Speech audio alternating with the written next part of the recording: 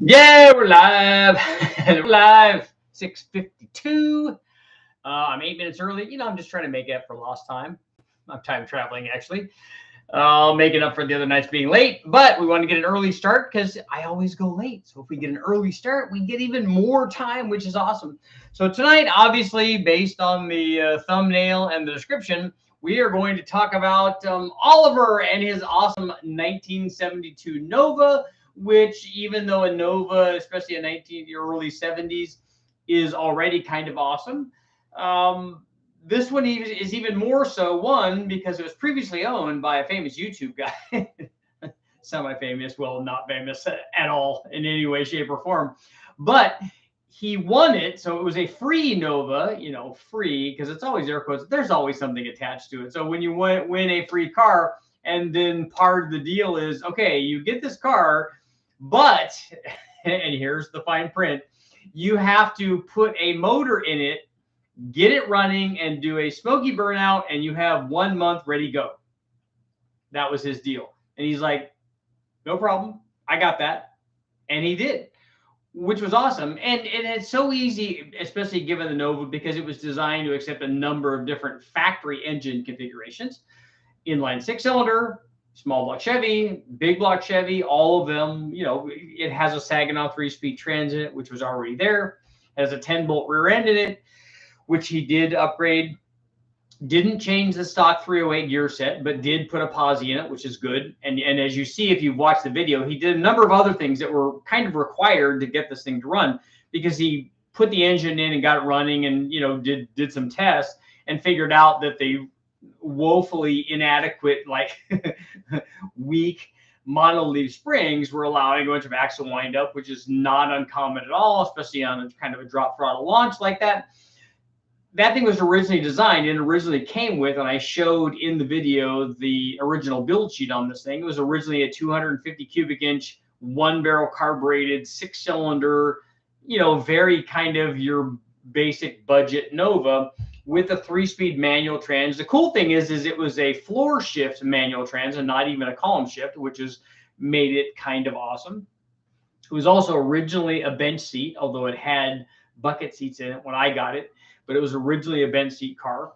But it was cool to find that that build sheet under the rear seats when I was doing all the cleaning, because I talked to Oliver about this. I said, look, I cleaned this thing like, I don't know, 5 or 6 times. I cleaned it when I first got it. We brought it home. The first thing that we did to it while it was on the trailer is take it over to one of the coin washes that we could wash for 20 minutes for whatever amount of money, and we used every bit of it. And we cleaned out, just tried to spray like every nook and cranny that we could. But every subsequent wash after that, which I bought a pressure washer just to do this car, but between the time that I did the first wash and bought the pressure washer and washed it twice, I also did a bunch of washes with just my garden hose and, the adjustable nozzle that you use to water stuff, and you put it on high pressure spray. And I sprayed everything. I sprayed under the dash. I tried to spray in all the fender wells and in the trunk and, up under it and all of that stuff. And it was just, every time that I did it, it was just like mud just pouring out of this car. So he had his work cut out for him to get a lot of stuff done. But he jumped in and said, look, he looked at it and said, look, you're not going to beat me. I'm going to make you work. This is going to happen. And so all of the little obstacles or big obstacles, whatever they were, that came at him, he just like, I got this, I got this, I got this. And I thought it was very, very cool. And if you haven't watched the video, make sure you go watch the video. I thought it was very cool that, and this is the way that we all solve problems, is we all solve problems with the things that we have. So how can we make the things that we have already so that we don't have to go to the store and buy more things? Because there's nothing I hate more than having to go to the auto parts store many, many times. But how can we make something work? And also there's some logistics going on there too, because as he said in the video, that there were a lot of things that just weren't available. I mean, he wanted to put the easy fix for putting this turbo diesel in, which he did, which is like 17 different kinds of awesome. Putting a big turbo diesel V8 in place of the original 6-cylinder, obviously lots of weight and stuff. And so what you would do, what most of us would do, and what we would have done, every other time in history, is that for the Nova, it was available with a big block Chevy. So we'd put big block springs in it, and the other things that go along with that, but at least big block springs. But they just weren't available because of the availability of things right now. The supply chain is not great. So instead of going, well, I can't do it, he just said, look, there's another workaround for this. And that workaround is I'm going to go in and look and see what those specs are and what the free height is, what the spring rate is, and see if there's something else that will substitute for me just ordering a big block Chevy spring. And he found it. He found a Moog part number. It was available from, and that's the thing is not only was there something, but there was something that also was available. So, he crossed both of those, combined them, and made it work. Same thing with the rear leaf springs, the rear model leaf springs. Again, 6-cylinder car, not a lot of power, not heavy duty springs. The thing wanted to axle wrap like crazy, which is pretty normal for these things. But he figured out a way of not changing, you can do a spring upgrade, you put sway bars on, you can do all that stuff, put slapper bars, traction bars, whatever. But he found leaves from a Jeep and made those work. And it added spring rate and it made the thing like hook up and want to spin the tires and go straight and stuff. And so you find ways with the things that you have. And a perfect example is that is Foreign Auto was the name of the company that he did, and him and his dad, they've been doing it since the 70s. And so he had lots of foreign parts there. Well, the turbo diesel was actually, what he said was this was a Caterpillar motor, or no, this was a 6.2 liter GM version of a military motor, but it was a metric version. And so it shared a lot of the metric spacing and stuff and metric patterns on things. And so he was able to to cross over some Toyota stuff, most notably the fan clutch and then the fan blade that he could put on the water pump and make that work. Also the alternator, which came from I think a Lexus or something. And then the alternator came from the Lexus or Toyota, and then the pulley actually came from a Honda Civic CVCC, which that shaft diameter was shared with that particular alternator. It was used in a number of applications.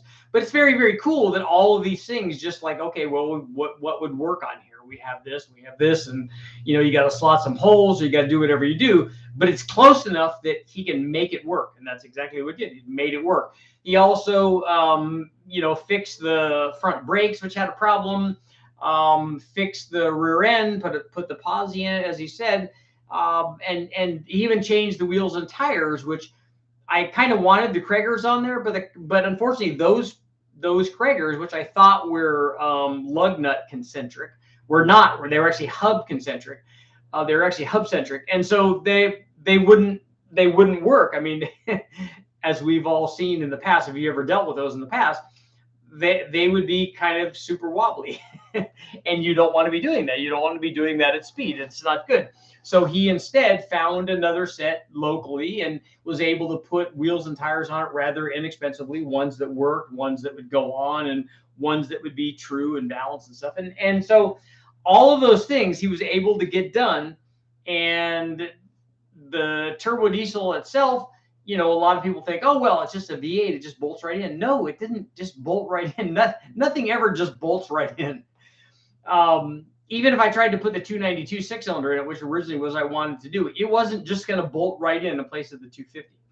But the turbo diesel motor wasn't just a bolt in. He had to offset the mounts and do a bunch of things.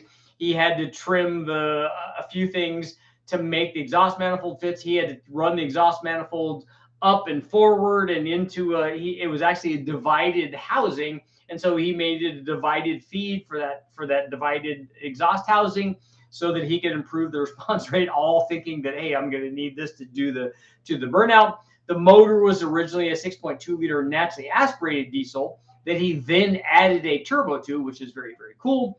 And then when you put the turbo on, then you had to change the wastegate because the wastegate was set for turbo diesel kind of boost, and which was 35 or 40 pounds. And so he got one from a Volvo that brought it down to 7 or 8 pounds, more realistic, and something that it didn't need it to be set on kill to begin with. Later on, that might be able to be done, but you only need that extra boost, because a lot of people are thinking about it in gasoline terms. You don't need that extra boost unless you have fuel flow. What you want to do is add a bunch of fuel, and then you want to add the boost to it so that you can get the air fuel right. That's kind of how you adjust the air fuel on a diesel. You add fuel, and then you add air fuel, right? Very, very simple. But it's very, very cool. And all of these things, like I got him some parts for the radiator upgrade, and I've got some more stuff that I'm bringing to him. And I forgot when I went down there to do this video that I forgot to bring in some bushings that one of the viewers sent me, which is awesome. Thank you very much. So those will go in there, and I have a bunch of suspension parts for him to put on there, and it will be cool. Now, after looking at this and having not done a lot of diesel testing except on the chassis dyno, I had a turbo diesel Cummins in a Dodge 3500 Ram that I did a bunch of things with on the chassis dyno, but not on the engine dyno. But I would like to do some testing with this, mostly because looking at the intake manifold on this particular application, it was a naturally aspirated 6.2 liter. Now, he modified this by cutting the divider out, and you can see that he put a plate with a tube, and then the discharge from the turbo, non-intercooled, went right into the diesel and went right into the intake manifold. The thing that I was thinking about while I'm looking at this is, one, right off the bat, I want to see what an intercooler does on this thing. And we would really need to monitor maybe EGTs to find this out. Obviously, I'd want to do this on the chassis dyno. Hopefully, the Saginaw and the rear end would hold up to what we're trying to do to it. I think it would. He already said that, Oliver already said that this thing would spin the tires in third gear, so that it's making plenty of torque. But what I would like to find out, looking at the NA intake manifold, the intake manifold for the NA diesel motor is what you could best describe as a dual plane intake manifold. The intake manifold, and I haven't seen it in person, I need to look it up and kind of go down that rabbit hole a little bit, but for the turbo version is not that dual plane intake manifold. It's probably more of a common plenum and a short runner kind of thing, thinking that, the turbo cures all that. Well, it really doesn't. So and since there's no water running through it, because that was immediately my question for Oliver, is like, is there water running through that manifold, or can we easily swap manifolds? He said, yeah, you can swap manifolds while the car's running. And so you actually could on a diesel, because it's throttled by fuel and not by airflow. So if we took the intake off, it would just be breathing through the heads, and all that would work out fine. But if we could do an intake swap and do it on the chassis dyno and run that and find out if runner length, in this case, or runner or intake design has an effect on the power curve. The thing is that because diesels are so susceptible to changes in fuel, really, diesels are such that if you add more fuel, you kind of add more power. And then when you add a bunch of fuel, you'll also then add a bunch of air through the turbo. Because I remember doing my turbo diesel Cummins with the Dodge on the truck on the 3500 is we did, we have programmers that you put in there and that you run, and that they change the amount of fueling that you get in, and more fueling, more power, it works out good. And then, but I remember testing the turbo first. So they had a little restrictor that you put on the wastegate reference to the wastegate, and it limits the amount of boost pressure basically going to the wastegate. So it tricks the wastegate, so it makes more boost. And I remember thinking, oh, we're going to go up a lot. We're going to go up like, I don't know, it was like 8 or 10 pounds of boost or something. And we went up 8 or 10 pounds of boost, but we didn't add any more fuel. So I thought, 8 or 10 pounds of boost, if we increase it by that much on a gas motor, makes a really, really big difference in power. But on the diesel, it did almost nothing. It did very little. Did a little bit, not very much. Not what we normally associate with 8 pounds on a gas motor. Because 8 pounds on a gas motor is like a 50% gain in power. But we didn't see anywhere near that on the diesel, just by adding boost. So the thing is, when we do an intake manifold test on that, or some other kind of test, we put an intercooler on, whatever we would do, it needs to have the right amount of fuel. So we need to know what the air fuel mixture is, I guess, on a diesel. Or alternately, what we can do is, and I was asking Oliver about this, is that how much fuel basically do we have to play with this diesel pump? Because it's not computer controlled. So how much can we manipulate the flow rate of this pump to get extra fuel to make more power. So what I would want to do is do all that and see where we get to, run it the way that it is, do all the manipulation of fuel to see how much power we get, leave the boost alone, and then add boost, then try an intercooler, then try, intake manifolds and see, and start playing with that and go, look, we think from all this testing that the intake I don't see why an intake manifold, for instance, wouldn't be worth more power. Like if I ran a really long runner intake, which I think the Diesel should love. I mean, a really long runner intake, given the RPM range that it's in, it should want that. It shouldn't want a short runner common plenum intake manifold like they normally run. It shouldn't want that. It should want lots of intake runner, like, unless there's something I don't know about diesel engines, which admittedly that could be the case. But I don't see how reflected waves don't work on a diesel the same way that they work on everything else. A diesel, all we're doing is doing the ignition part of it differently. Obviously, the fuel's a little bit different too, and it's not throttled. But once we go to wide open throttle, all of that part of it is the same. So it should respond very well to runner length, and so we should have lots of long runner length intake manifolds for a combination like that.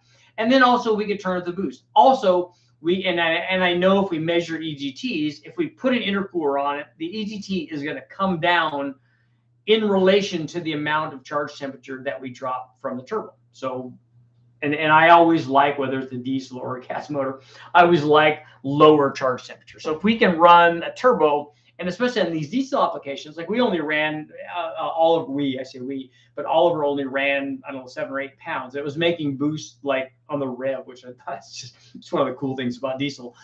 But even at 7 or 8 pounds, I normally recommend an intercooler. But some of these diesel applications, you're looking at 20, 30, 40 or more PSI on these things. And when you have that kind of pressure coming out of the turbo, I don't care what size the turbo is. I don't care what it is. I don't care if it's a diesel. I don't care about any of that. The charge temperature is going to be really high, because if you compress air that much, it has to heat up. So an intercooler, I think, would be a good idea. And I would just like to try it, just kind of see what happens. Because on any turbo application, especially one where I can take the manifold off and put another one on, with the motor running, that's kind of awesome. But also put an intercooler. I thought that the Chili Bomb intercooler would be a good application for this, because it's not very high power output. I mean, if you look at the 6.2, even turbocharged, this thing is probably sub 200 horsepower, I would imagine. 200, certainly sub 200 horsepower at the tire, probably something like that. But I would think that this Chili Bomb intercooler, this air-to-water intercooler, is probably good to twice that or more. So I think it would work out pretty well for this kind of combination. And we have other bigger air-to-water intercoolers and also air-to-air intercoolers that we could try on there. And so all of that would be cool. But obviously all of that is up to the new owner of the vehicle and whatever he wants to do. I'm hoping that we get to do some more stuff. I'd like to do some diesel testing and run some tests on that to see what it does. I offered to take the car down to West Tech and do some chassis dyno testing, and I could do some of that. I'd actually like to have him there to tune the diesel pump and see what's going on there. I'm not real savvy with that, because I haven't never done that particular motor. I don't know how to adjust that, but I'm sure it's not something that we can't, you can't learn. But it'd be better to have the owner of the vehicle there. So if something happens to it, that's on him. But it'd be cool to do the intake test. It'd be cool to do, more boost. It'd be cool to do the intercooler test and just see what happens. And I think that given what he's already done with it, it looks like that 3-speed Saginaw trans and the 10-bolt 8.5 rear end all seems to so far be happy with it. Now, we don't have slicks on it. It has 205s or 215s or something on it with the tire size, with the wheel size that he found, and all that seems to be working out okay. But again, 2 thumbs up to Oliver and the turbo diesel Nova, because, when you imagine this, and when I was first deciding, hey, look, I need to give this thing away. It's not going to happen before I have to move, and I don't have room for it, and all these things, all of the reasons that made me, have to put it up basically as a giveaway. I thought for sure somebody would just put a small block in it, because originally that's what I was going to do. I wanted to go down to West Tech, and I had a small block lined up, and we were just going to put a small block in it and get it running. Could have done that. But I figured if I was going to give it once I was going to give it away, that somebody would just put a a small block in it, or an LS, or even a big block would be okay, because all of that just kind of bolts in, and it would not be too hard of a deal, at least to set the motor in there and get it working. And then, you know, the other things that Oliver went through to get it running. Obviously, he found, as we all do when we have project cars, we find that it's more things than we thought it was, because that's always the way with everything that we get, even in new cars like that. There's always more things that we want to modify and change, and that would have been the case. But at least the setting the motor in is all conventional stuff. Like there's motor mounts that just go right in, the big block and the small block stuff, and the LS. There's stuff available for that, so it all just like sits right in. There's not a lot of welding and modification and grinding and all that stuff, and all that would have worked out. And when I was giving it away, I thought whoever the winner is given the amount of time that I'm giving them, they're almost certainly going to do that, especially if they already have one of those, and they, you know, and even if you had to go to the wrecking yard and get one and just take out a small block Chevy or a 4.8 or 5.3 LS or a Gen 6 big block, all those are, you know, kind of available there. So they had to go do that. That's an easy thing to take out and put in, and you know, you could put a carburetor on any of those and make it work fairly quickly. So I salute you, Oliver, for not doing that and going a completely different route. Not just, you know, not like even an inline 6-cylinder would have been different and cool. It would have, you know, if you would have put a 250 in it, obviously would have bolted in because that was what it originally came with. And then put a turbo on that. That could have been done, and that would have been cool, but not as other guy as the turbo diesel, because that's definitely like off the reservation. It's very, very cool. So, and not only that, but it like starts up and idles and runs, and presumably I didn't get to drive around. I just got to back it out and we put it in the court and stuff. But hopefully, and there was no passenger seat in it yet. He did manage to fill one of the 3 major holes in the floorboard where the battery was, and I showed that in the video. I also reloaded that video that I put up originally earlier today, because I forgot to put in the full burnout sequence. So I didn't want to shortchange Oliver by not showing the whole burnout. I showed a good portion of it at the beginning and then some of it later on, but I had already segmented it and edited it, and it was supposed to go in there. And I just didn't load the right video because sometimes I do more than one of them, and I just didn't load the right video up on YouTube. And by the time I did it, it was already kind of too late. And I wanted to show as the last clip, basically before I do my conclusion kind of thing, I wanted to show the big Smokey burnout for the whole width, because he did the thing justice. I mean, the thing was spinning. It was spinning with both tires. He said that he had a line lock on it, that he could have just spun the tires basically down to the rim because it just wanted to keep going. And he could have done it in all of the 3 gears offered by the Saginaw again, which is cool.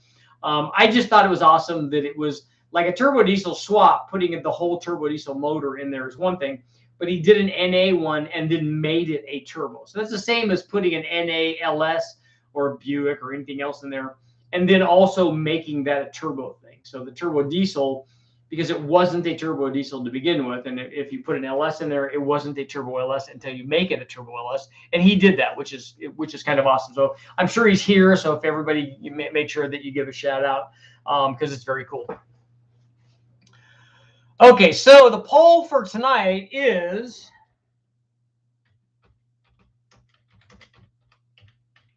will the Nova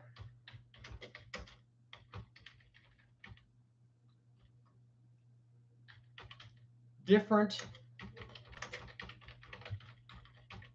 combination after the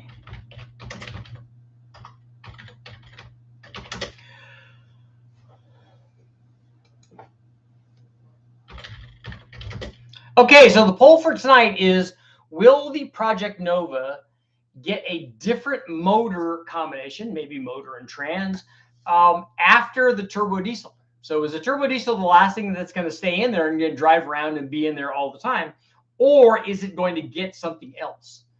And I've got to spell diesel correctly here, otherwise Let's see. So we will ask our community.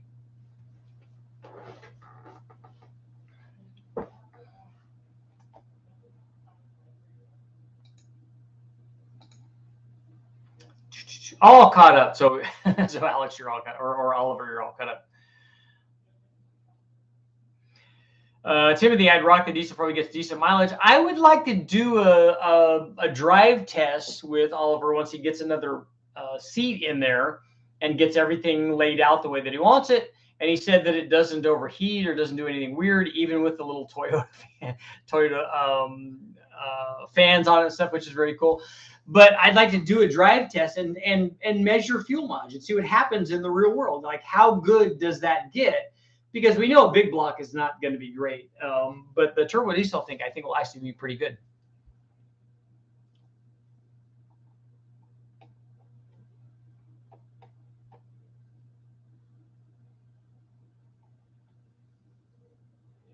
Admiral, he put in a 6.2 liter turbo diesel, actually just a diesel that he made into a turbo diesel.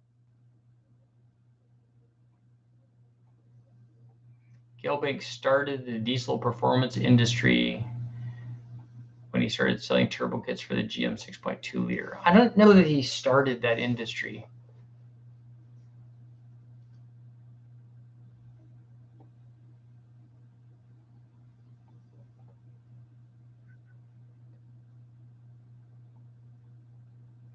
Tim is looking for some pizza. The Nova should get 26 miles per gallon.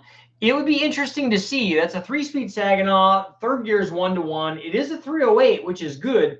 But I actually think that if you're going for fuel mileage in the Nova, that you go down even more in either you could do it with a trans with an overdrive gear, or you could go down to a 273 or even a 240 gear or something to get that thing just running at like next to nothing RPM.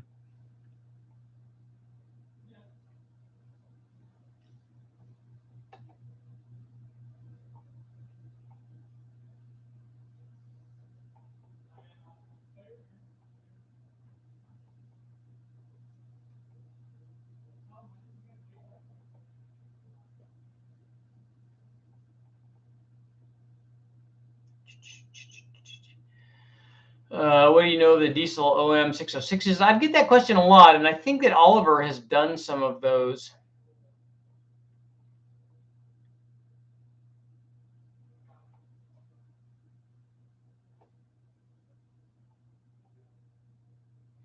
It's funny to hear people, and we got this in the comments too, and I'm sure we'll get it on the live feed as well, that there are people saying, oh, that's a terrible diesel engine. Nobody likes those break, whatever, yada, yada, yada. Instead of like standing back and going, hey, when was the last time I saw a 1972 or any Nova with a diesel or a turbo diesel in it? For most people, it's never. For me, it's never. I've seen a lot of stuff, and I've never seen one. And what I'm going to do, I think I'm going to have Oliver over and have him, and you guys can ask questions about it, and have him over for a live feed. He'll be my first guest host for a live feed, and that way you guys can ask him questions about it, which is very cool. But I think that it's awesome, and I think that doing something that's different, even if you don't choose whatever, and I told Oliver, I said, look, you got to understand that this is like the internet, this is YouTube, so no matter what you did, somebody's going to badmouth you about it, and yeah, I think he knows the deal. But it will be interesting, so you guys can ask specific questions about what he did and why he did it and all that stuff. But it's fairly cool. I think that, like, for me, this is beyond my wildest expectations of what could have happened with this thing. I gave it away, and we gave it to a guy who just drove off on a trailer. I don't know him, didn't know him. He drove off and said, yeah, I'm going to do this. But you get a lot of that. I've been around this industry for a while, and we get a lot of like promises. I've worked with people that said, yeah, can you get me cylinder heads, or can you get me an intake manifold? Yeah, I'll see what I can do. And then I end up doing that, and then nothing ever happens because they don't come through with their part of it. Well, he did. Not only did he come through with it, he came through in like spectacular fashion. So again, you know, nothing but congratulations for him and all the work that he did. But I'd like to see what could be done for fuel mileage on this thing. I mean, a Nova is not very aero, and so it's not going to be great at fuel mileage.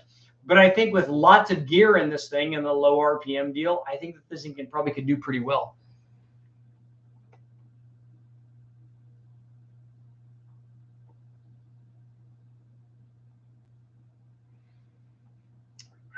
He did have to custom, Ken, he did have to make custom mounts for this, or plates for it.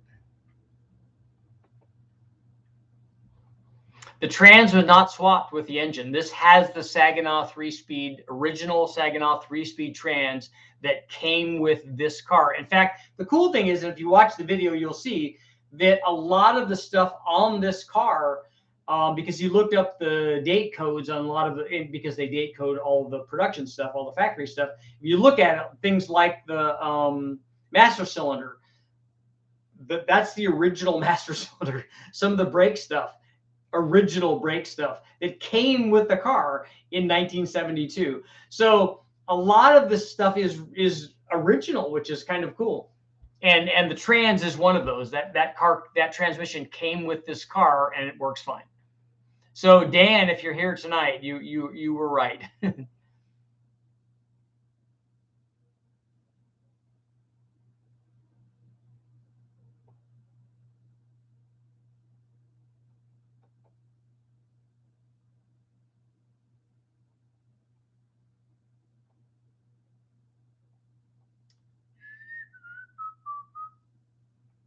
Free car, Smokey Burnout, hold my beer. That's the kind of guy we wanted, and that's the kind of guy we got. I almost asked last week if it had spark plugs. No, I did make a comment about the spark plug wires being very, very small. And that was another thing. It was very cool. They was using the starter solenoid, which is a remote one because it's a Ford, using that to feed all the voltage for all of the wiring going to the glow plugs, which is very cool.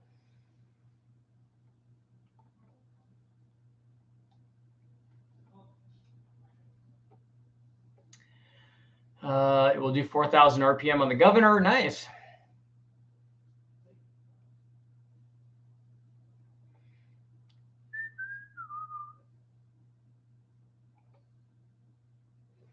You could do a VGT turbo from a newer 6.0 to make it move. I honestly don't know. Again, like I talked about with boost pressure on my Cummins, the boost didn't make a big difference in power. It didn't make hardly any difference until we added lots of fuel. It really liked having lots of fuel.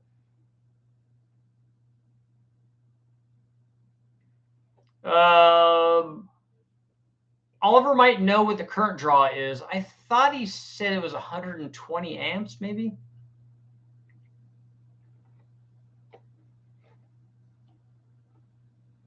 I don't know, this help on MPG. What about a water area intercooler? Yeah, we talked about that. That was one of the things. It was non-intercooled, and I kind of wanted to try the chili bomb on it. Testing a VGT at my 7.3 liter. See if I can get 15 pounds at 800 RPM. That's a lot. Oh, yeah, Oliver, that's a good point. I don't think VGT would help. It makes 5 to 6 pounds just free revving. And I put that in the video because I went around when he was doing the rev on it, and you can see boost on the gauge, free revving. So that's pretty good boost response. And he did do a divided housing and a divided feed, a divided entry for it too. Like,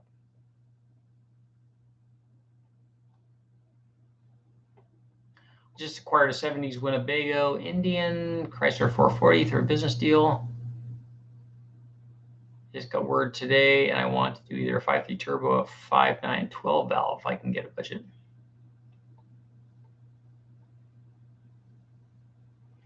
Does water meth do much for power? Methanol certainly will. The water part of it won't really do very much for power. But we talked about that, and Oliver and I talked about that.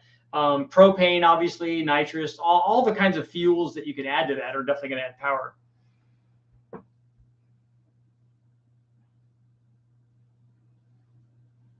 Each glow plug can pull 12 to 15 amps peak, but it self-regulates, maybe 120 amps peak, dropping to 80 to 100 amps. And it goes down after the initial hit. These motors are okay with RPM. They don't like lugging at low RPM.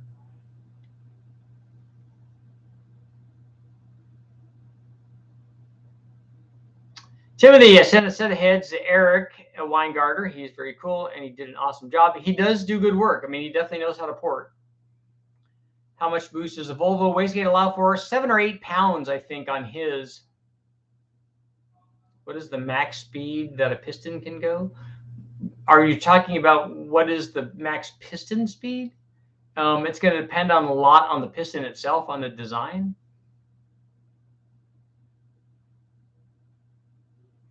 Which turbo do you put in the 6.2? That's in the video. I think it was a Caterpillar turbo. He can probably answer. Lugging will kill the trans faster.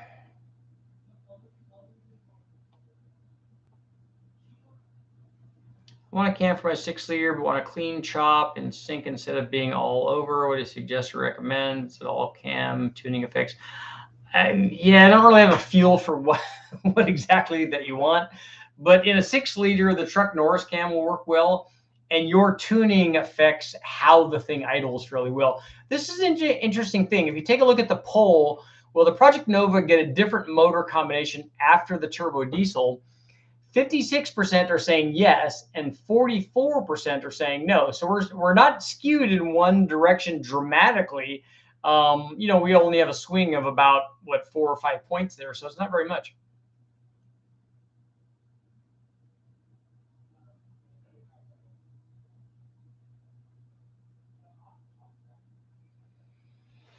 Uh, 4,600 feet per second, but yeah, that's not. Their guys are going a lot more than that. If you look at some of the mountain motors and stuff. Foreign said that the turbo is a S2E off of a Cat 3126. So it's actually a turbo from a Cat turbo diesel that he put on here. Tractor pullers and drag racers run over 5,200 feet per second. Yeah, it used to be 4,000 was the number. I remember when I kind of first started in this industry, they're like, yeah, you can't go over that because then everything will just self-destruct. And they're like, oh, okay, well, here, hold my beer because I'm about to. And they do it, and that's 41 or 42 and 45 and 52. And I would imagine that that's not, I don't know that that's the ultimate limit either, because they just keep redesigning stuff that makes it stronger and stronger.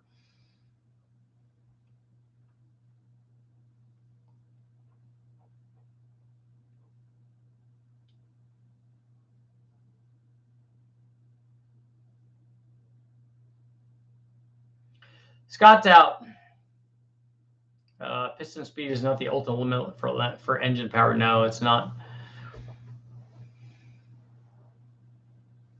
On a 408 small block forward with hydraulic, 236, 248, Victor intake and long tube headers, where would you put peak power at?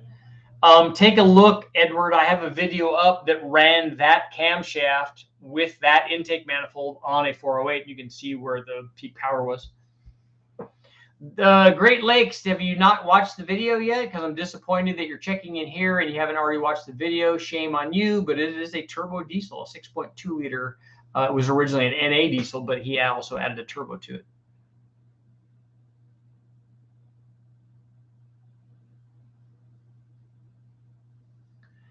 My question was, as a budget option, would a 5.3 turbo through a 4L80 be suitable to push the 13 to 14 pounds? The 5.3 will, and the boost thing is not an issue. You could run 20 pounds if you want. I don't know about the 4L80s. You're going to have to do stuff to it to get it to, because 15 pounds on a cammed 5.3 is going to be 800 or 900 horsepower.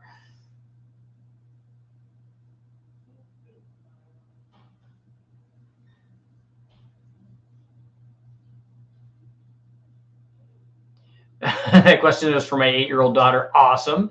She was dying to know maximum piston speed.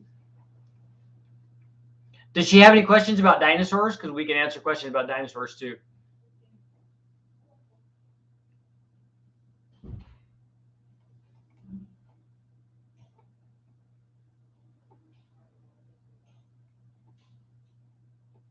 Yes, tiny spark plugs. I did the signed homework. Cup cars in my era, 9,200 RPM, had the fastest piston speeds out there, faster than F1 cars, because they had no stroke in the F1 cars, and a bunch of inbred hill jacks can make the engines live. Almost anybody can. What about, Dan, what about the mountain motors? Didn't they have much longer strokes and stuff? And they weren't running 9,200, but I know that they were running 7,500 or 8,000 with mountain motors, right? It didn't get a 6.2 radiator. I actually had one of the viewers give me a radiator upgrade for it, and he put that in. I say he did all the work.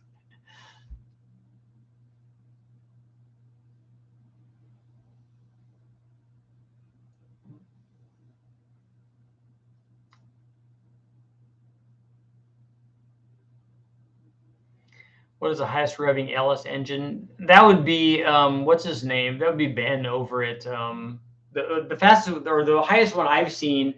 The guys from Sam or Spinal Tap over that Ben did over at EFI University. Yes, there's a video, Terry. Come on.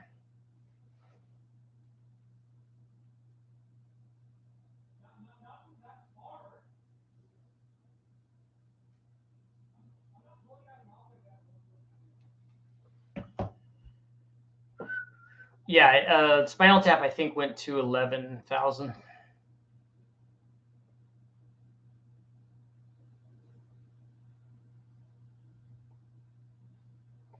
Yeah, the nice thing about the drag race application is you can obviously run more RPM with them, because if you're the cycle life of a motor at 9,200 RPM or whatever piston speed that is, depending on the stroke. But if you can get it to run 500 miles, obviously you could go with more piston speed if it only has to last a quarter of a mile. And maybe you want to run 20 of those or 30 of those or whatever before you redo it, before you put new aluminum rods in it or whatever. You can obviously get away with more because you're not asking it to do the crazy stuff that the Cup guys are doing. So a 5.3 turbo with a 4L80 can push a 13,000-pound Winnebago with enough reliability to make it up Yosemite Hills. The power output of a 5.3 under boost, that can make big block like torque without any problem at all. Whether or not it does that successfully and with the right kind of cooling, and the tune obviously is going to be critical, and whether you have the heat management that you need for that is another thing. The motor can make the power to do it easily.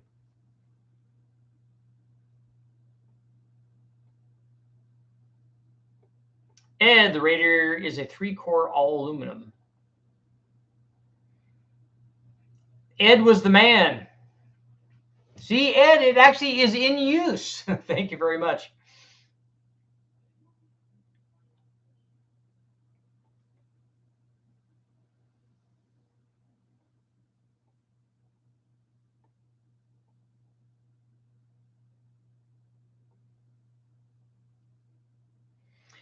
Yes, Ed's in the house. The gentleman who supplied I met him over in a parking lot, a deserted parking lot, as you do. And he supplied, he had extra Nova stuff that he had from his deal, because I think he upgraded to a 4. Didn't you order upgrade to a 4-core deal? And so he had a radiator that came out of a Nova. So he said, "Hey, I have this thing.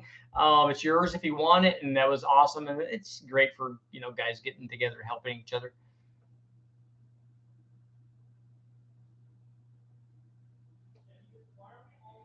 Todd, how you doing, man? How you doing, brother?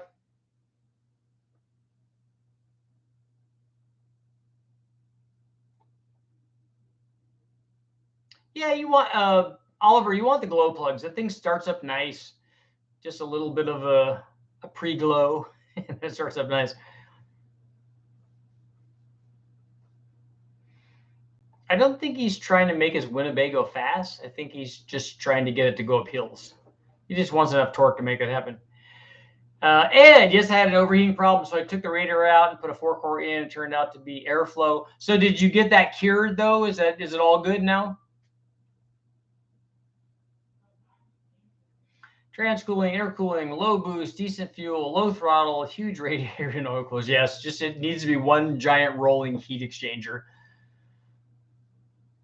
This radiator, the radiator seems to be working good for Oliver. New Orleans is in the house, home of beignets, Cafe Du Monde, which I love. I haven't actually been there. I've only been to the one in downtown Disney, but they're really good.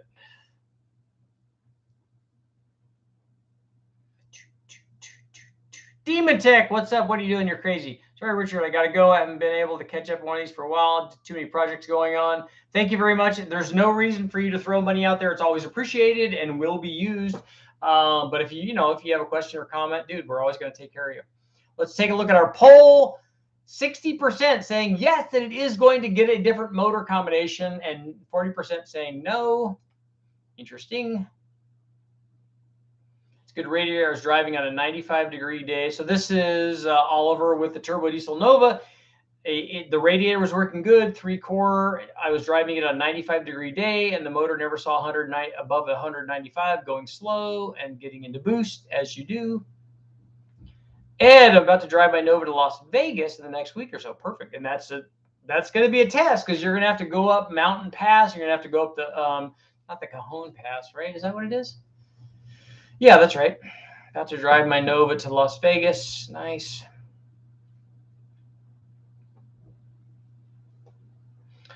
So, Oliver, are you thinking 273 gears now so you can get the big end up? You can get into, the 110 or 120 mile an hour thing?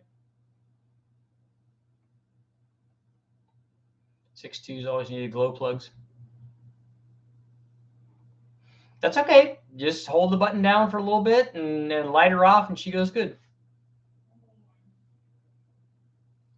Still want to know how Oliver loaded? That's right. That would be a good idea, right?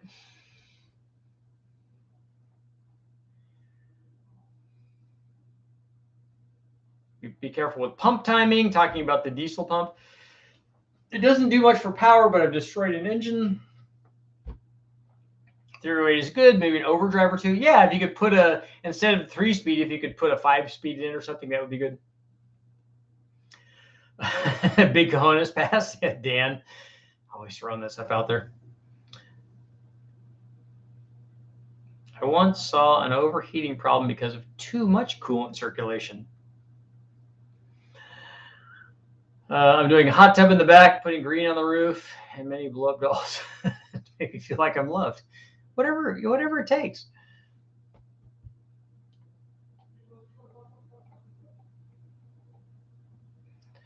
.5 to 1 compression. That's pretty high.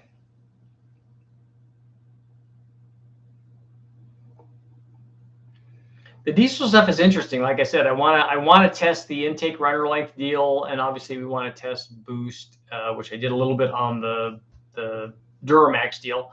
But I want to see what's going to happen, how much extra fuel we have, and then the intercooler. And the thing that I'm most excited about is, although it is boost, which is cool, but the intake manifold is the thing that I'm really excited about.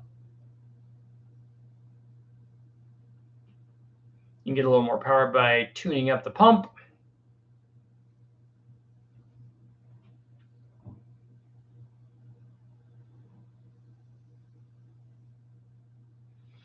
You got to fill the dolls with helium so they can play hard to get.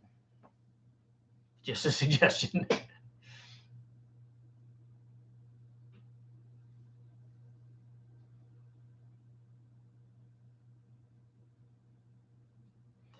Dan, yes, it does.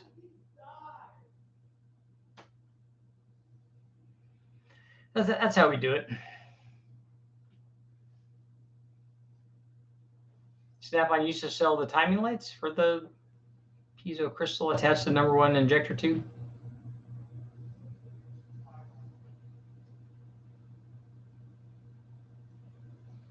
I'd like to try it. I'd just like to see what, because the diesel thing is just, if you add more fuel to it, it's going to make more power. But I'd like to try those other things. Tiny Allen head screw inside the injection pump Just get inside the 3-bolt pump cover, a quarter turn at a time. It'll make enough power to destroy itself, so don't do this at home, kids. So that's why I want to have Oliver do that.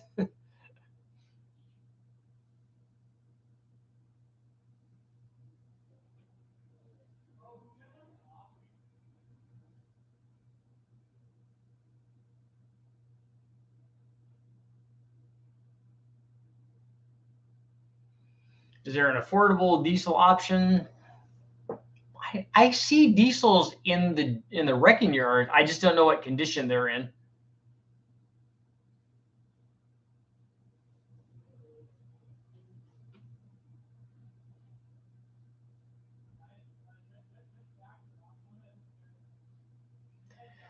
So Oliver's saying he's already got a half turn in it.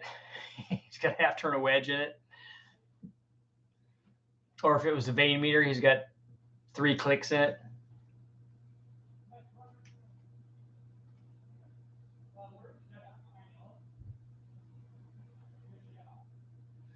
We've got the luminosity probe. I set the timing by ear, because it's OG.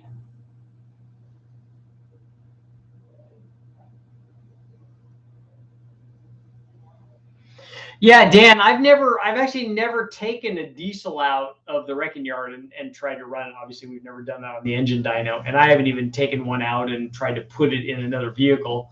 I don't know how comfortable I would be doing with that. I would definitely want to see, I wish we could try to start it at the wrecking yard, and maybe we could. The safe limit is boom minus a 16th of a turn. Only a 16th. You want to be that close?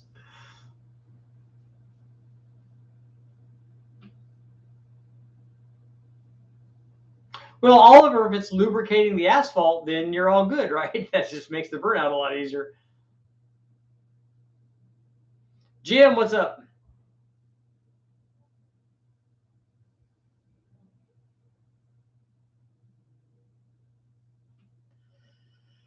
Love my 6.5 trucks and vans. I have 1 million miles on 3 combined. Nice. Hard to trust a junkyard diesel motor. I just don't have any experience with that.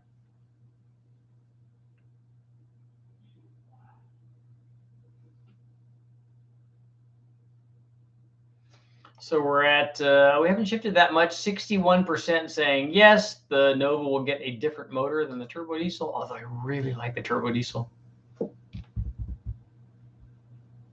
It just screams other guys.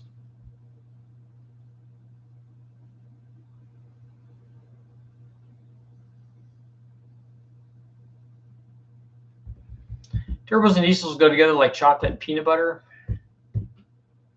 or like vodka and anything.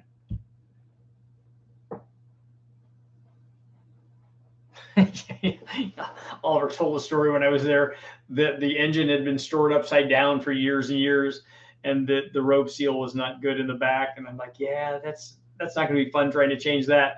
But it's just cool that it was upside down for all those years, and just flip it right side up and, sweep all the big stuff out of it and get it running.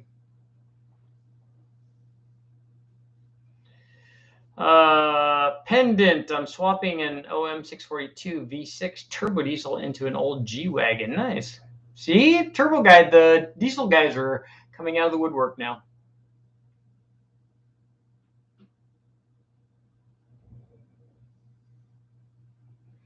Charles, I agree. The 7.3 Fords, I've seen the intake manifold for them.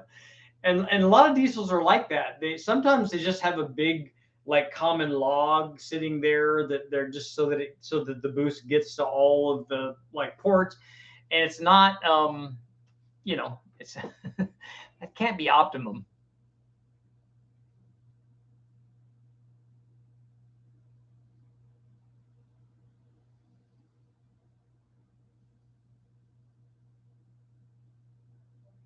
I've seen a lot more old Mercedes diesel vehicles on the road using refined used vegetable oil as fuel. You can run a lot of different stuff in it. We talked a little bit about that when I was over there.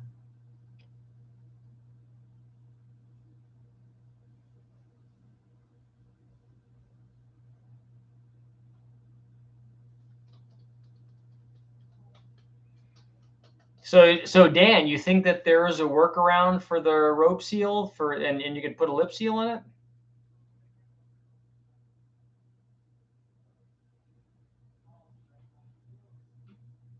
Some Cummins engines don't have intake ports either. I just like to see what it does. I want to see if you put like, if you take a look at something like the Sonic Ram on the big Mopars that they ran, those were gigantic. They probably were in the order of 30 or more inches long. And that's the kind of thing that I would want to try on a diesel, because it's 4,000, a lot of these 4,500 or less RPM. So in that range, you'd want like extended length intake runners to have it like amplify torque production in that RPM range. And I'd just like to try that on a diesel.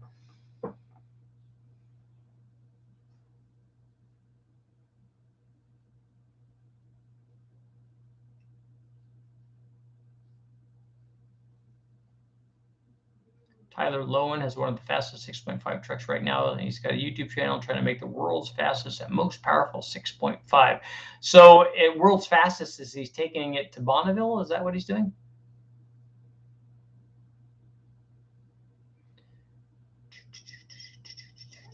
I remember pulling a race car to Denver with an NA 7.3 liter Ford going up the hill at 15 miles an hour. It's kind of frustrating.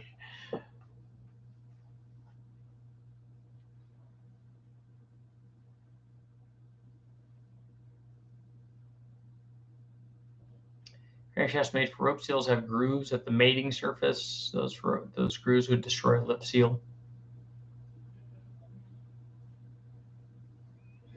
But the diesels are made to go faster than 15 miles an hour, though, right?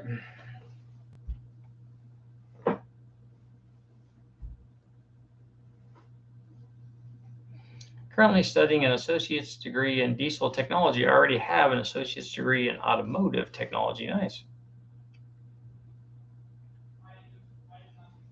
6.5 weighs almost 400 pounds less than a fully dressed 7.3 liter Power Stroke. So big weight advantage there.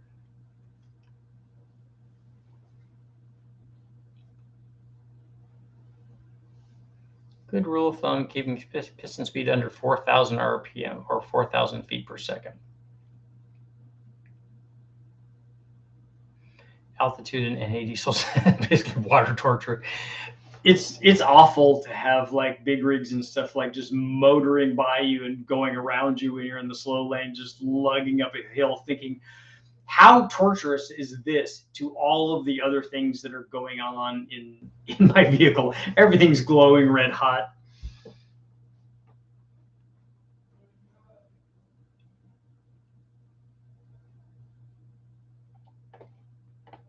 Turbos are great for helping engines breathe at altitude. They definitely are.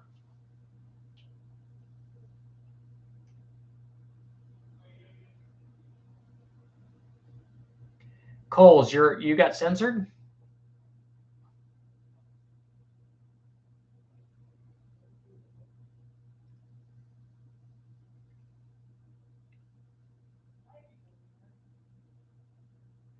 The Cummins in my truck that I had, especially after we modified it, worked really, really well. That was a 3,500 like dually, and we towed a boat with it, and it just didn't even notice things were back there. It worked very well.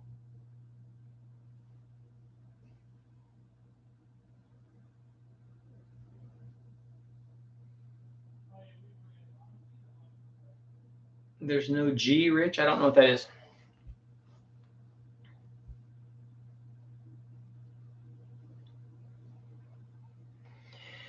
Yeah, having exhaust manifolds low is not good. And then the thing that happens on the other side is once you get up the hill and then you're going down, a lot of guys will tow things with vehicles that are not sizable enough for the weight of the thing that they're towing.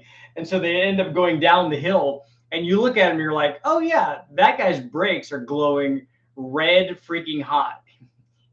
He's not going to be happy here in just a minute.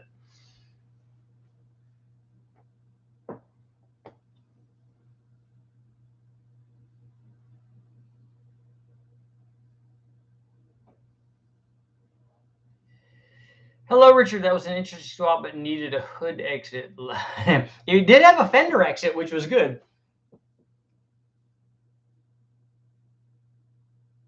Love that he kept the 4-speed. It wasn't a 4-speed. It's actually only a 3-speed. It's a 3-speed Saginaw manual trans. And my sleeper truck is very sleeper because it's all stock.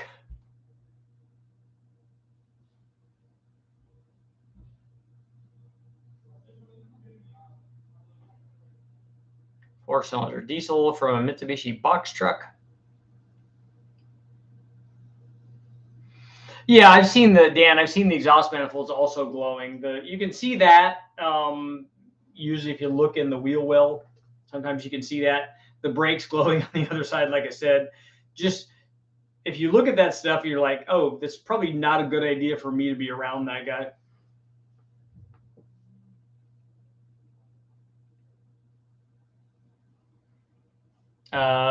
He needs to put an Atlas in the Nova. So we're going to go ahead and get rid of our closeout, our poll. 61% saying yes, that there will be a different motor in the turbo diesel Nova. I like the one that's in there, but obviously there's lots of other good ones. Like maybe a Chevy Sprint turbo motor would be very cool. So and our poll, that was very cool.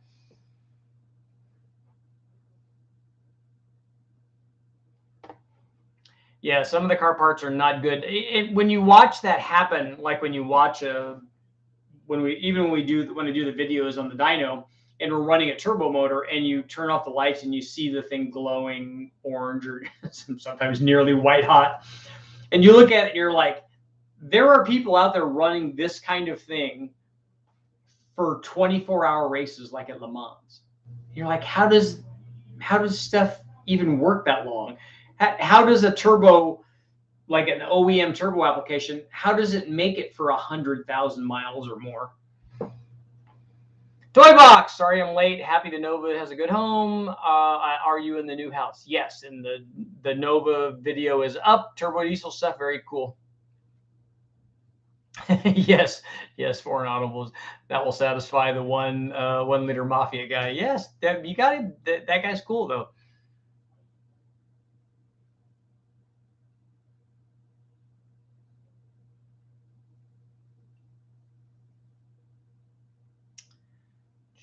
Hope the Nova keeps the diesel motor.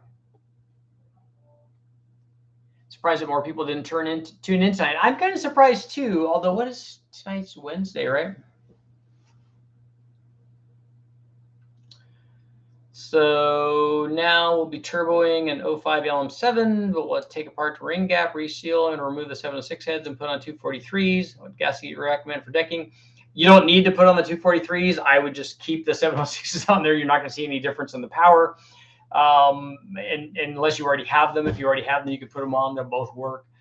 The gaskets that we run are either the LS9 factory gaskets, or we run Felpro stuff a lot for that bore size.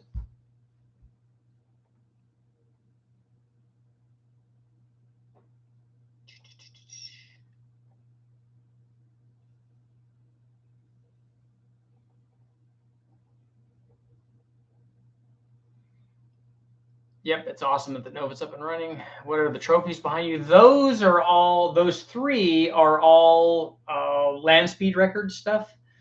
The one of them's a go-kart trophy. The other one is a I don't know, some other kind of road race trophy. I can't remember now. In the Nova, there is a Spartan lunchbox locker diff, so it is a posi.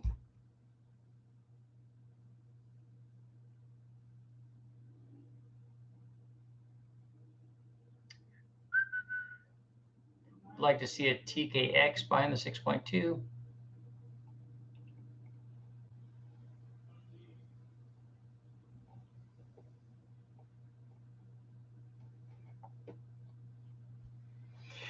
It was very cool to. I mean, obviously we've been talking and before we posted the video, but I was very excited to see that he sent me some videos of the thing doing a burnout beforehand and pictures of it and work that was in progress and stuff, because he had to do a lot of stuff.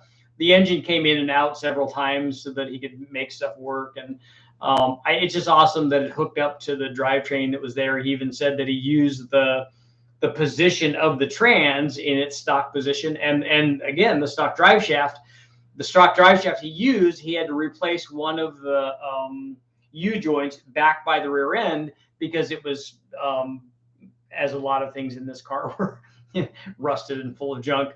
So he replaced that, but the stock drive shaft's there, and then he used the transmission to decide what the position, the location of the engine was going to be, which is smart. I mean, obviously that car didn't come with a turbo diesel, but that way he could decide, okay, the engine's going to be here. It's going to be made to the trans. It's going to be here. Here's what needs to happen with the motor mounts and all that. And obviously that also put the engine in a position where there was room for this oversized radiator and the fan and clutch assembly that he had in there, which is pretty cool.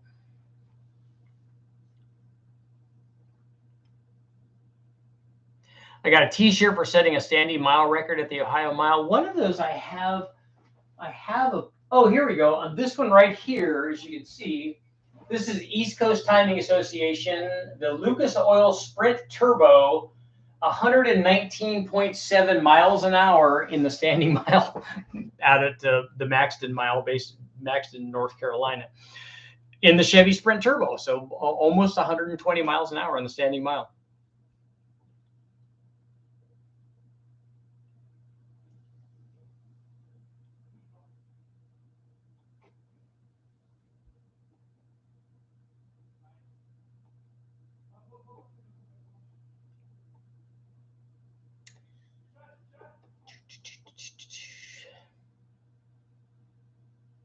An intercooler, yeah, that would be that's one of the tests that I would want to do if we wanted to do diesel testing. People ask me all the time, do you ever do diesel testing? And I don't ever do any on the engine dyno. I've done some on the chassis dyno, but this car I think I would make an exception for, because one, it's not going to blow out a bunch of soot that's going to make the West-Tech guys upset. And also, it's not going to be one of these 8 or 9 or 1,000 horsepower kind of things that make 2,500 foot-pounds of torque on the chassis dyno. It'll just work and run, and we'll be able to see differences in power, either gains or losses, at a fairly realistic power level, which is good. It would be kind of cool. Andy, you went 136 miles an hour in your 2001 Dodge Ram Cummins. Nice. 0.68 with a 228 gear. That is a lot. It's a bit hairy in the Sprint. No, the Sprint actually tracked really nice at that speed, and was still climbing at the mile mark. We were getting into, the problem is that we got into clutch slippage, so I couldn't make any more runs.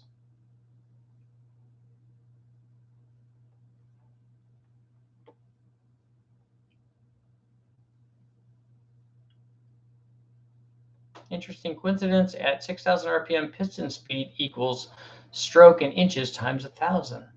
See, math. It's amazing.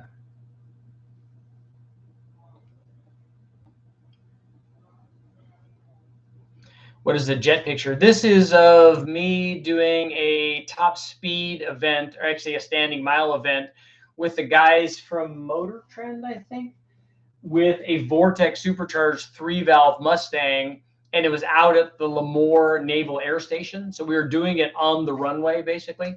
So they had, they did photo ops of these things. That's not a real thing. The car was never racing with the jet.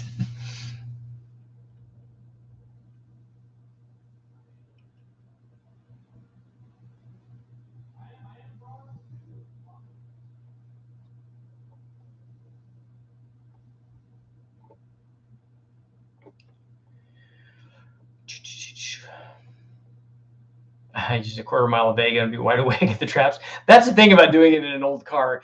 95 or something like that in an old car feels a lot different than 95 in I just went 95 in my wife's Mercedes, and it felt like 40.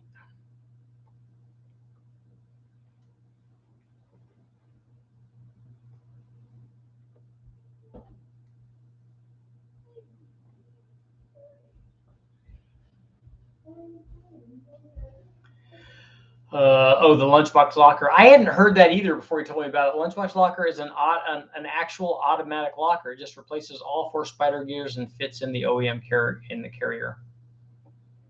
A mini spool is a circle track thing. Yeah, I'm familiar with that. That's a clutch type. Very cool.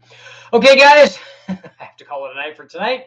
Thank you all for showing up. Obviously, if you haven't, go take a look. And one thing that I did, and unfortunately, the first video that I posted on the Turbo Diesel Nova did not have the full burnout sequence. I put it in at the end of the video, but loaded the wrong video because when I'm going through editing, sometimes I save different combinations of the video, and I didn't load the one that I wanted to load. So I reloaded another one, and that has the full clip of the burnout. As you can see, it's actually fairly impressive.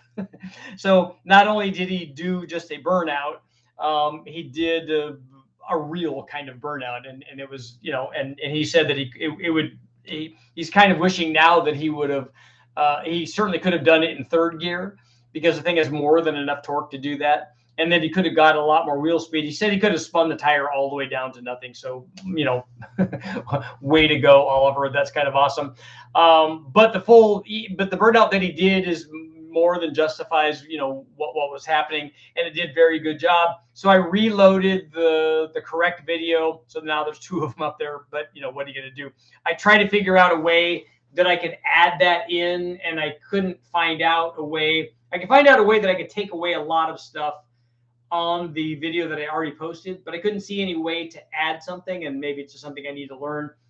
But I didn't want to go through a day of doing that and not doing anything. So I just reposted the other video that has the full clip of the burnout video. Just skip to the end, near the end, before I talk about the conclusion, and the burnout video is there. So for all of you people that are watching, go do that, and you can watch the full burnout, because it, you know, I got to give Oliver like props for doing it. I got to show what he did.